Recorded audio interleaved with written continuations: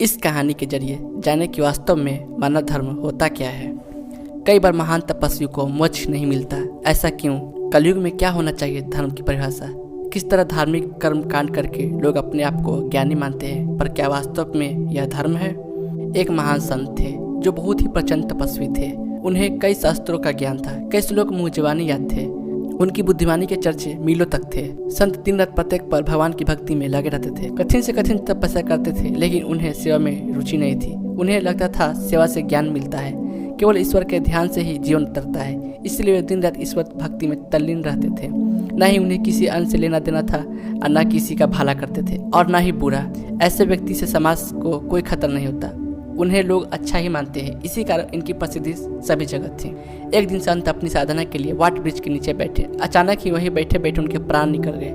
मृत्यु के बाद जब उनके सामने चित्रगुप्त आए तो उन्होंने संत को कहा, हे तपस्वी, तुम्हारी तपस्या और ईश्वर भक्ति को देखकर तुम्हें एक कुलीन तक प्रतिष्ठित परिवार से अगला जन्म दिया जाएगा। यह सुनकर संत दुखी स्वर में बोले, हे चित्रगुप्त, मैंने वर्षों की तपस्या की, उसमें कोई कमी नहीं रखी, किसी प्राणी को दुख नहीं दिया, फिर भी मुझे मोक्ष की प्राप्ति क्यों नहीं हो रही? इस पर चित्रगुप्त ने संत को धर्मराज के सामने पेश किया।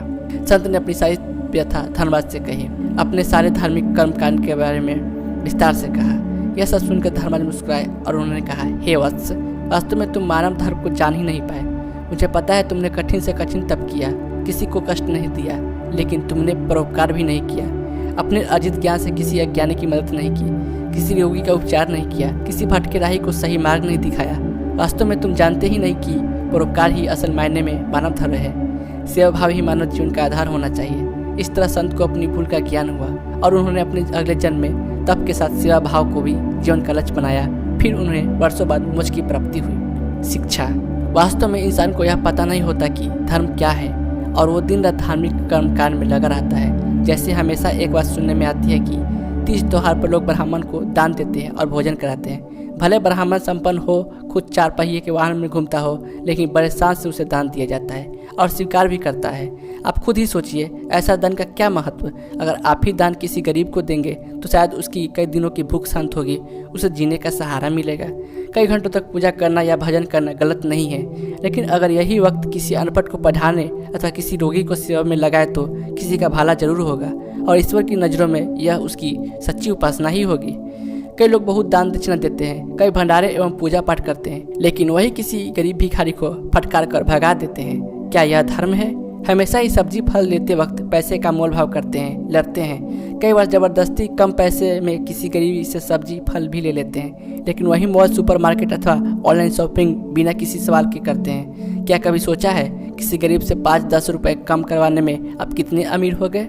लेकिन हाँ, उस सब्जी वाले के लिए इस कारण महीने की कम से कम 5 रातें खाली पेट सोई होगी। वास्तव में धर्म क्या है, इसी का ज्ञान इसके जरिए हम आपको अपने आप को समझाना चाहते हैं। आज कलयुग के दौर में मोक्ष प्राप्ति की तो कोई नहीं सोचता, हाँ, लेकिन सभी एक संपन्न एवं निरोग जीवन की कामना करते हैं। और अगर हम ईश्वर में यकीन करते हैं तो हमें कर्म और उसके फल में यकीन रखना होगा। हमारे कर्म ही हमें अच्छा या बुरा फल दे सकते हैं। इस कहानी से आपको क्या शिक्षा मिली और आप अपने आप में क्या बदलाव करेंगे, इसे सुनने के बाद हमें अवश्य बताएं। यह कहानी कैसा लगा?